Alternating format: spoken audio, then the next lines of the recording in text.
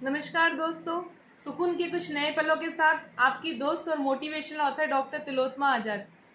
आज के सेशन में हम चर्चा करने जा रहे हैं कि वास्तविक धर्म क्या है, धर्म का अर्थ क्या होता है, वास्तविक पूजा पाठ क्या है, ईश्वर को कैसे रिझाया जाता है, ईश्वर किस प्रकार की पूजा से, किस प्रकार के धर्म से प्रसन्न होते हैं।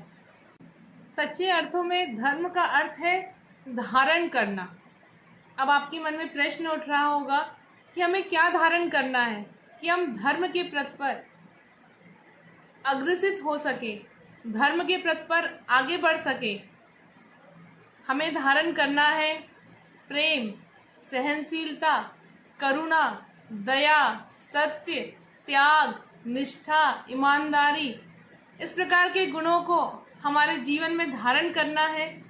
तभी हमारे जीवन में मानवीय गुण आ पाएंगे, और जब हमारे जीवन में मानवीय गुण आ पाएंगे तभी हम धर्म के पथ पर आगे बढ़ पाएंगे।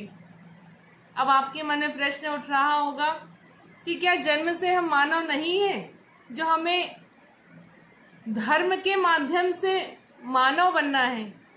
हाँ, हमारा जन्म हुआ है, हमें इंसान कहते हैं, लेकिन हम सच्चे अर्थों में तभी इंसान बनते हैं जब हमारे अंदर इंसानियत हो, मानवता हो। मानवता जैसे गुण जब जीवन में आते हैं, धर्म के गुण हमारे जीवन में आते हैं, जब हम इन गुणों को अपने जीवन में धारण करते हैं, तभी हम सच्चे अर्थों में मानव बन पाते हैं। चलिए एक छोटी सी कहानी के माध्यम से हम धर्म को समझने का प्रयत्न करते हैं।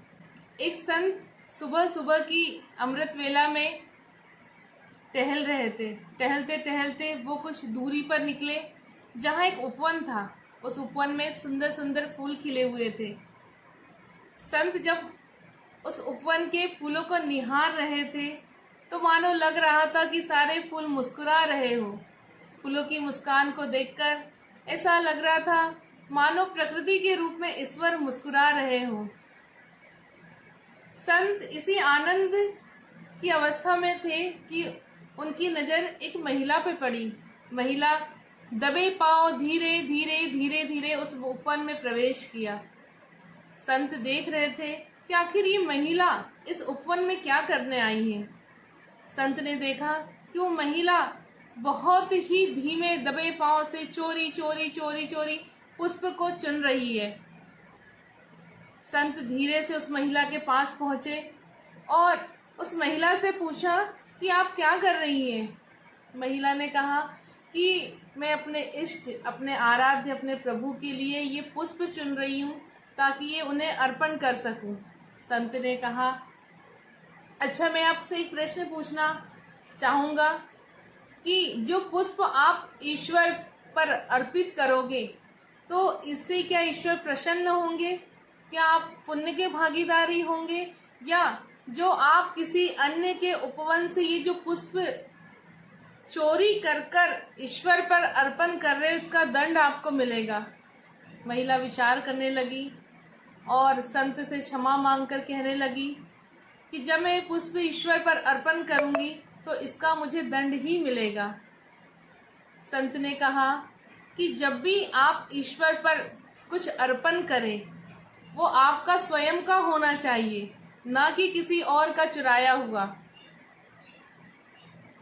संत ने कहा कि ईश्वर किसी वस्तुओं से रीझने वाले नहीं है, किसी वस्तुओं से प्रसन्न होने वाले नहीं है।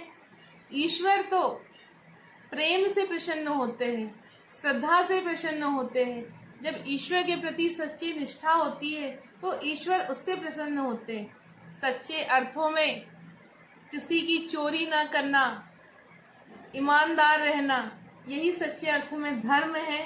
और धर्म का अर्थ ही सद्गुणों को, सत्प्रवृत्तियों को हमारे अंदर धारण करना है। और जब हम इन गुणों को अपने अंदर धारण कर लेते हैं तो हम धर्म के मार्ग पर चल पड़ते हैं। सुकून के कुछ नए पलों के साथ आपसे पुनः मुलाकात होगी। तब तक के लिए नमस्कार, जय हिंद, जय भारत। आपको मेरा ये वीडियो पसंद आए तो इसे लाइक, सब्सक्राइब और शेयर करना ना भूलिए।